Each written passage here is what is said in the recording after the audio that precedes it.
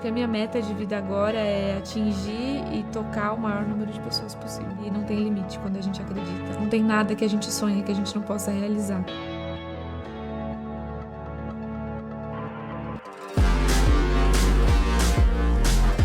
Eu tenho 35 anos, vou fazer agora, mês que vem. Sou casada com o Daniel, a gente tá 19 anos juntos. Então, aí o vendedor, eu acho que veio da minha mãe. E eu acho que foi dela, assim. Claro, eu acho que nasci com alguma predisposição, mas isso foi também, de uma certa forma, lapidado, sabe? Em mim, assim. E aí, quando eu tinha, assim, uns 15, 16 anos, eu tive uma ideia, assim. Eu falei, nas férias eu acho que eu vou vender umas revistinhas, uns kits de revista pra colorir, porque antes eu trabalhava numa loja de lingerie, e eu ganhava tipo R$270 por mês, assim, eu trabalhava no estoque, né? E aí depois eu falei, mas se eu vender esses kitzinhos, cada kitzinho custava R$5. E daí R$2 ficava pra mim, R$3 eu ajudava uma instituição de criança com câncer, que era a ACC na época. E eu vendia muito. Então todos os dias eu vendia 20 kits, eu ganhava R$40. Daí eu pensei, bom, R$40 é mais do que eu ganho, se eu trabalhar 10 dias eu já ganho 400. É mais do que o que eu trabalhava o mês inteiro pra ganhar 270. Eu falei, não, realmente vendas é uma coisa que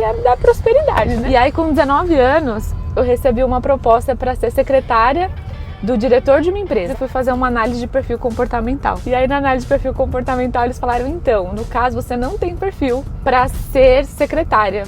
Você não tem perfil para isso. Mas você tem perfil para trabalhar na área comercial. E talvez a gente abra uma vaga aqui. Você quer participar, né, do processo? O salário é bem mais baixo, mas você ganha comissão.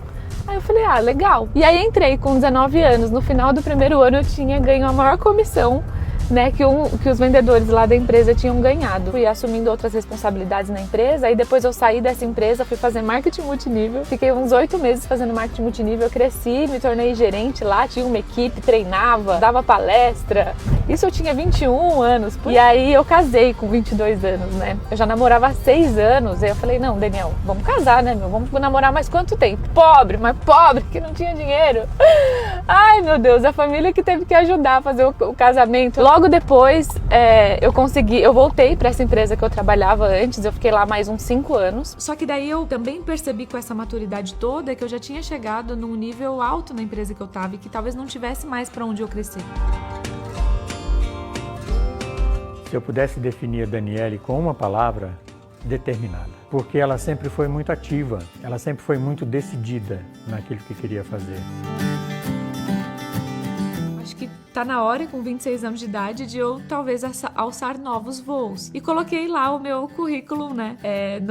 Nem lembro mais em que site que foi. E uma semana depois eu recebi uma proposta para trabalhar numa das maiores seguradoras do mundo como especialista, né? Life Planner, vendedora de seguro de vida de projeto de proteção financeira familiar e patrimonial. E aí eu falei, poxa, incrível a oportunidade, muito legal, mas assim, não conheço essa empresa, nunca vendi seguro de vida, como que vai ser isso, né? E coincidiu de naquele final de ano eu indo viajar pra Nova York pela primeira vez, eu e meu marido. Era um sonho pra gente, porque eu sempre quis conhecer Nova York. E aí quando eu cheguei em Nova York, lá no topo da Times Square, tava lá o nome da empresa, Prudential. E eu falei, cara, é essa empresa. Tava ali acabando de receber a oportunidade pra uma empresa multinacional, gigante, que quando eu cheguei no lugar que eu acho mais incrível do mundo, um dos lugares que eu acho mais incrível do mundo, tava lá estampado o nome dela. O processo seletivo, e aí aceitei entrar no processo seletivo, foram 8 etapas. Enfim, passei nessa entrevista e aí eu decidi que eu ia encarar o desafio. Então eu olhei e falei assim, bom, qual que é a melhor pessoa que mais performa nesse escritório? O que ela faz e qual o resultado que ela tem? Qual que é a pior pessoa? E eu perguntei as métricas, eu montei uma planilha de Excel e eu falei assim, bom, se eu for a média, em 4, 5 meses eu ganho mais do que o que eu tô ganhando e a minha perspectiva é muito grande. E aí eu comecei, no começo com um pouco mais de dificuldade, naturalmente, era um produto que eu não estava acostumada a vender. Nos primeiros 8 meses, a empresa tem um cálculo anual de pessoas que ela qualifica, né, para os melhores do ano, os melhores que performaram, os melhores resultados e tal. E no primeiro ano eu já me qualifiquei ali, não foi entre os melhores, entre os primeiros, mas me qualifiquei. E a primeira viagem foi para Nova York. Em 2015, quando a minha mãe e meu pai foram comigo na primeira convenção, quando o campeão entrou, a minha mãe pegou no meu braço e disse assim, filha, um dia vai ser você. E nesses 8 anos, eu me qualifiquei 7 vezes entre os melhores do Brasil, algumas vezes top 20, top 10, top 5, e a vez que eu não me qualifiquei foi quando a Júlia nasceu. E aí, o ano que eu voltei, eu fiquei top 5, eu já queria estar disputando um campeonato, eu já queria o primeiro lugar. Não deu em 2019, por conta das minhas escolhas também, de não negligenciar aquilo que é importante. O resultado é importante, vencer é muito importante, ganhar, estar no topo é importante, desde que eu não negligencie aquilo que é valor e que é muito importante pra mim também, que é o meu relacionamento com Deus, a minha família, a minha vida social, minha saúde. Aí fiquei top 5, né, em 2019, foi um resultado extraordinário, eu fiquei realmente muito satisfeita. Eu me classifiquei 5 vezes entre os melhores do mundo. Eu fui a primeira mulher, né, foram os 4 anteriores, os 4 primeiros lugares foram homens. E aí no começo de 2020 eu falei, bom, acho que esse é um ano que pode trazer aí boas coisas. E aí começou o ano com esse objetivo, com esse desafio gigantesco de buscar o primeiro lugar. A Prudential é uma das maiores seguradoras do mundo, uma das maiores empresas do mundo, uma empresa que existe há quase 150 anos. Tem mais de 1,3 trilhões de dólares em gestão de ativos, está presente em 40 países, já é a maior seguradora de seguros individuais do Brasil e ela é usada como benchmark como a empresa que dá o melhor treinamento de vendas do Brasil para o setor que a gente atua. Então o desafio era muito grande, né? Não bastava ser muito boa só para mim, eu precisava ser muito boa diante da infinidade de talentos e de pessoas qualificadas que existem dentro desse negócio.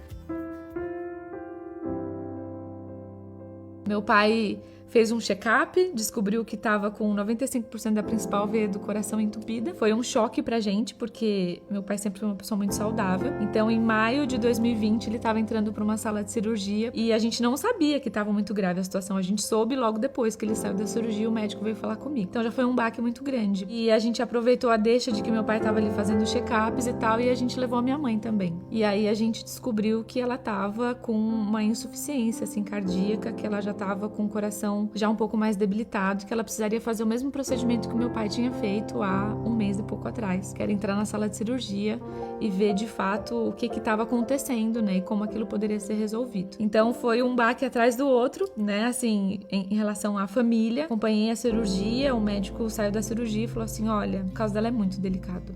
É muito delicado. E a gente sabia que o risco era muito alto, sabe? E aí ela fez o procedimento, deu tudo certo. E ela estabilizou, ela foi melhorando. A gente ia todos os dias no hospital, né, visitar ela. Assim, o médico falou assim, olha, ela vai ter alta na sexta. Ela saiu do hospital e veio direto pra cá. E ela abençoou a minha casa, sabe? Quando foi 4 horas da manhã, chegou um áudio do meu pai. Filha, eu tô com a sua mãe no hospital. Ela teve um infarto. E ali o meu mundo desabou. Daí meu pai não falou mais comigo. A gente só recebeu uma ligação do hospital pedindo pra gente ir pra lá. E daí eu já tinha entendido o que tinha acontecido, né? Amor, eu acho que a minha mãe descansou e a minha oração foi só pra Deus me dar forças. Por favor, me ajuda a suportar. Eu pensei assim, eu acho que eu tenho motivo, né, suficiente pra desistir. Assim que minha mãe faleceu, ela já estava com a ideia de participar do campeonato para ser a campeã, né, de 2020. Foi um baque, né? A gente não esperava que isso ia acontecer. A gente deu muita força para ela, porque realmente não tinha de onde vir, né? Mas a gente também tinha que estar ali do lado, apoiando e incentivando ela para que ela conseguisse atingir a meta dela. E eu me dispus, assim, 100% em estar do lado dela, em ajudar, em estar aqui. Às vezes tinha viagem que ela tinha que ficar a semana toda fora, eu morava aqui, porque tinha que cuidar da Júlia, tinha que ficar na casa e tal. A minha família abraçou, sabe?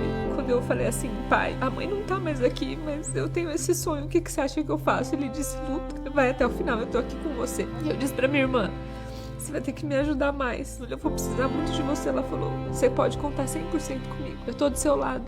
Você vai ser campeã. E a minha família acreditou nisso. E quando eu falei com o Daniel, ele falou assim, eu sempre disse pra você que só faltava uma coisa pra você ser campeã. Era você decidir ser, porque você sempre foi. E achar a força de Deus quando eu precisei.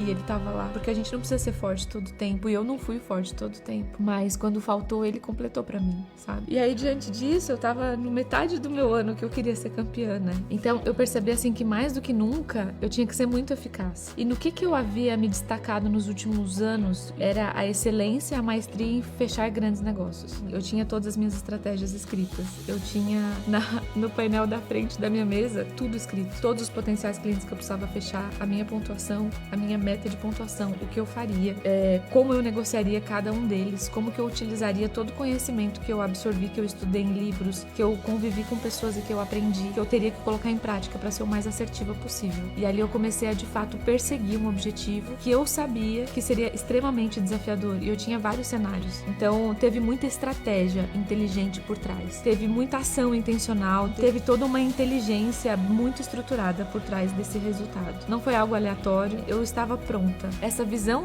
de ser eficaz, de fazer mais, talvez com um pouco menos, sempre foi algo que me orientou, sempre foi algo que me deu como direcionamento. Eu me foquei muito nessa estratégia, começou ali uma disputa um pouco mais acirrada. Em outubro, eu passei o segundo lugar e fui para primeiro lugar, que era a pessoa que tinha sido campeão, o cara que tinha sido campeão no ano anterior e estava brigando, assim, bravamente pelo bicampeonato. Então, eu só tinha um jeito, eu tinha que acertar grandes negócios, eu tinha que ser sniper, para eu me destacar em termos de resultado, mesmo não tendo o mesmo volume. Aí, em outubro, eu fui para primeiro lugar, fiquei satisfeita, mas logo depois, no final de novembro ali, provavelmente, foi final de novembro mais ou menos, eu caí de novo para a segunda posição, e ali eu fiquei. Alguns grandes negócios que iam fechar acabaram não fechando, outros grandes negócios surgiram, e eu me preparei ainda mais para eles. Até a última semana, eu estava em segundo lugar, com uma diferença de pontuação até que considerável. Para eu vencer, eu precisava ter uma margem de pontuação mais larga.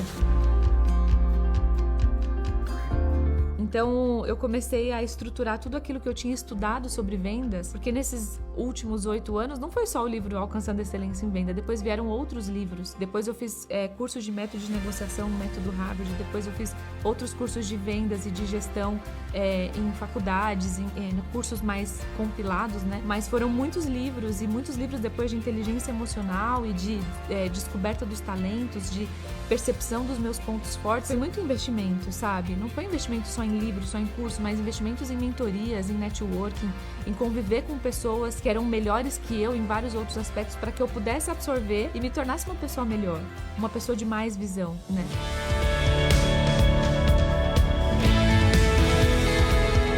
A gente estava de férias em Cancún, eu recebi uma chamada de vídeo. E daí eu ouvi o nome do presidente da Prudential, do vice-presidente comercial da minha região, do diretor de marketing e de outro diretor importante. Eu falei, meu Deus, o que será, né? Daí eu sentei, peguei o celular e ele falou assim, olha, a gente tá muito feliz.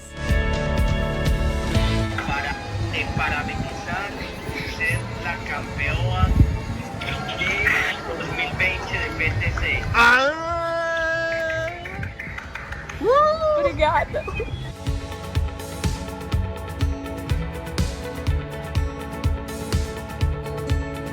Tem muita emoção, valeu a pena não ter desistido, valeu a pena, sabe? Eles falaram coisas lindas, assim, que eles não precisavam ter falado. Que eu era um exemplo, que eu era uma campeã que representava a operação do Brasil, e que eu não só tinha sido campeã, como eu tinha batido o recorde de pontos da história da Prudential do Brasil. Então, ali foi a comemoração, assim, do nosso campeonato, sabe? Eu ouvi tudo que eles me disseram, eu só pensava uma coisa: vale a pena vencer.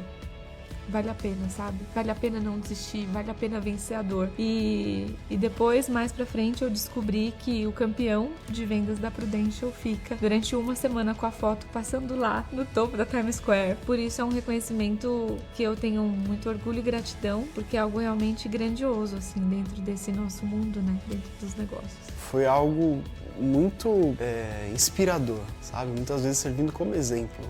Porque eu via o quanto ela tinha a veia, sabe? Desse negócio de vender.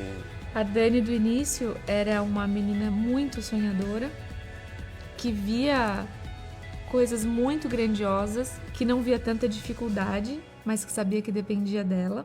Só que ela não tinha tantas evidências, ela só tinha sonhos, sabe? Ela só olhava e dizia, é pra lá que eu quero ir. Não sabia direito aonde exatamente ela ia chegar, né? A Dani de hoje, com 35 anos, é a Dani que tem certeza de onde pode chegar, porque ela chegou. E aí esse ano eu decidi então que eu me tornaria uma mentora e que eu tava pronta pra assumir esse posto, sabe? E tem sido incrível. Eu tenho 150 mentorados hoje e tá sendo transformador pra mim e pra eles, né? Eu sendo transformada numa pessoa melhor, porque eu preciso ser uma pessoa melhor pra que eles se engrandeçam através dos meus exemplos, daquilo que eu vivo, mas aquilo que eu já aprendi, eu preciso ensinar. E eu descobri que quando um mentorado fala pra mim que tá vivendo uma transformação, não só nele, mas na família família dele e que os resultados estão aparecendo e estão sendo maiores do que antes, eu descobri uma felicidade que eu raramente sinto assim em outras situações. Ouvir de um outro ser humano o impacto que a gente pode causar na vida dele e a realização dos sonhos dele baseado naquilo que ele aprendeu com a minha história e comigo, com o que eu estudo, não tem preço. Então isso tem me feito muito feliz. Acho que a minha meta de vida agora é atingir e tocar o maior número de pessoas possível. Seja vendendo seguro, seja ensinando pessoas a vender. Porque quando eu ensino elas a vender, eu estou protegendo em escala muito mais gente do que eu estaria fazendo se eu estivesse fazendo isso sozinha. Não tem limite quando a gente acredita. Não tem nada que a gente sonhe que a gente não possa realizar.